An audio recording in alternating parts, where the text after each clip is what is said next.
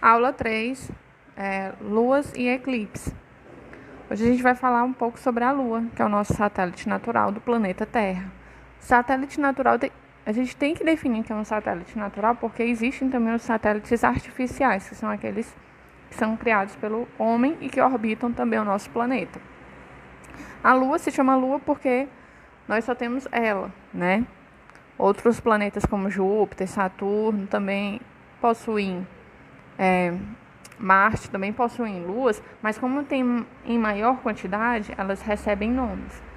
A nossa lua, ela é responsável pelas marés, que são as altas e baixas da água nos oceanos, nos mares. Então, dependendo da proximidade da lua com o nosso planeta, vai causar impacto na forma de como se comportam as marés. A distância Terra-Lua é de 385 mil quilômetros de distância.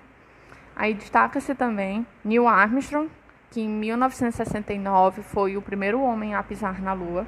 Certo que existe muita teoria da conspiração, mas eu particularmente, e há evidências que o homem realmente pisou na Lua. Houve muitas expedições. As expedições de idas à Lua ocorreram até 1972. Aí pararam.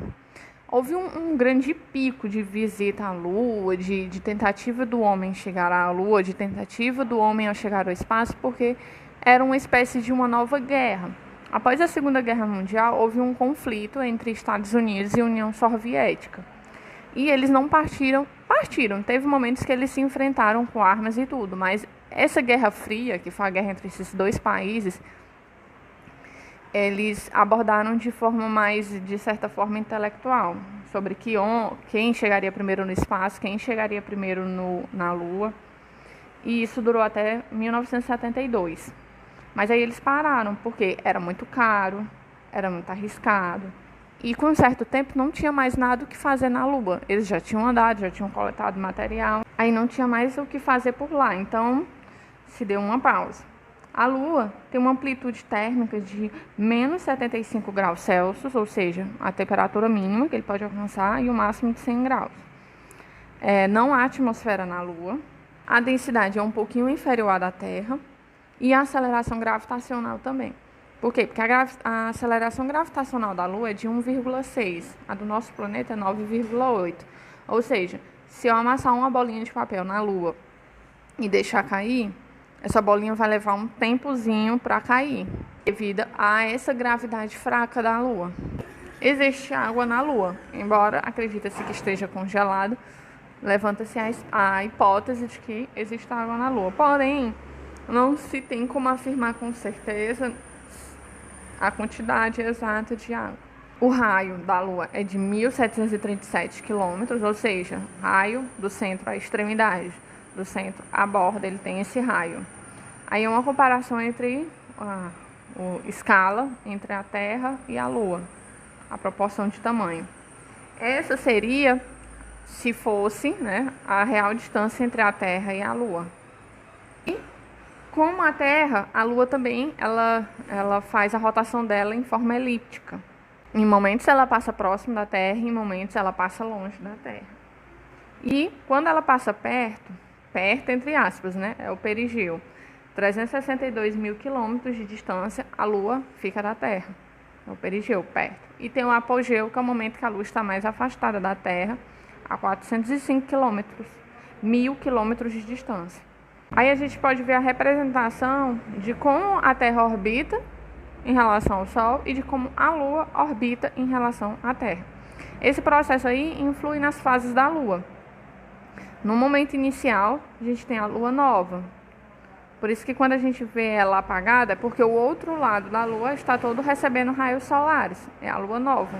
Depois ela passa pela fase crescente, onde a gente vê uma parte dela iluminada. E depois entramos na quarto crescente, onde metade da Lua está iluminada e a outra metade não está. Por isso que há momentos que a gente vê a luazinha no formato meia-lua, como a gente chama popularmente de meia-lua. Depois a gente tem a lua cheia, que é quando toda a lua está iluminada pelos raios solares. Depois parte para o quarto minguante, Depois retorna ao minguante. Retorna não, segue para o minguante. E finalmente retorna para a lua nova. Que é quando a gente vê a face que não está iluminada. Lembrando que esse ciclo dura aproximadamente 29 dias. Então, cada dia do mês, a gente vê a lua de uma forma diferente. Algumas informações extras sobre a lua. A rotação, que é em torno do seu próprio eixo, dura cerca de 28 dias. Ou seja, eu falei 29, mas é mais ou menos aproximadamente. Revolução, que é a translação, dura 28 dias. E sempre vemos a mesma face da lua. Aí tá a representação de como a gente vê esse período.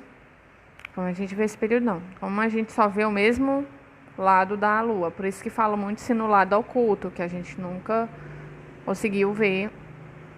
E nas vezes que foram pouco, se abordou o lado oculto da lua. Tem até umas teorias conspiratórias de que quando o pessoal fazia essas expedições para a lua, eles ouviam voz, algumas coisas, sons que emitiam do lado oculto. A gente tem a lua cheia no apogeu, que é quando ela está mais afastada da Terra. Não é superlua. Quando a Terra está quando a lua está próxima da Terra, a gente está no perigeu e aí sim a gente tem a superlua. Por quê? Porque ela vai estar mais iluminada e vai dar a sensação de que ela está mais próxima da gente.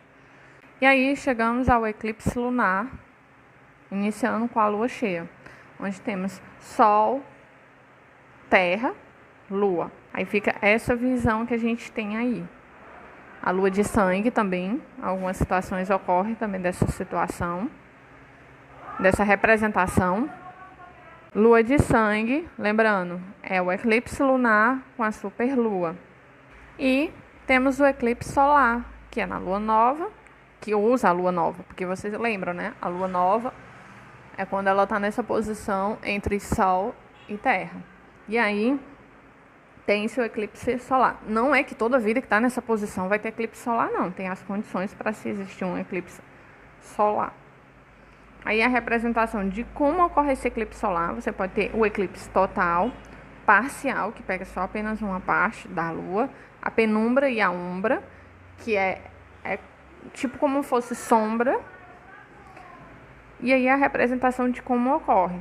Nem sempre acontece o total, é bem raro. Tipos de eclipse do Sol. A gente tem um parcial, a gente vê dessa maneira, quase um Pac-Man. Tem um anular, que lembra um anel. E tem um total que ele é todo coberto. Nossa região é bem privilegiada para questão histórica científica. Por quê? Porque o eclipse mais importante, que comprovou a teoria da relatividade de Albert Einstein, veio da nossa vizinha Sobral, né? Lá teve um eclipse em 1919, que só poderia ser comprovado numa região da África e em Sobral. Só que lá no dia ficou nublado e o Sobral, como sempre, botou o sol mesmo para truar. Por que os eclipses são tão raros? É questão de posição. Nem sempre eles vão estar de forma... Não sei se a palavra seria certa alinhada, mas nem em todo momento eles vão ter facilidade para ele ter esse encontro, até porque muitas vezes a posição da Lua em relação dá 5 graus de diferença. Então, para ocorrer um eclipse, fica complicado. Por quê? Porque, vamos dizer, em um determinado momento, a Lua está nessa posição, o raio solar que incide nela e projetar a sombra, que teria o eclipse, ele joga para o espaço. Ele não está numa posição que favoreça colocar esse eclipse para a Terra. Outras situações, então é muito raro ele ter uma posição que quando ele joga essa sombra, ele jogue para lá, ou para a Terra ou para a Lua. Vejam aí, também quando incide na Terra, às vezes ele não está numa posição que ele consiga colocar essa sombra na Lua e fazer o eclipse, tanto lunar como solar. Então, encerramos aqui a aula 3. Até a próxima.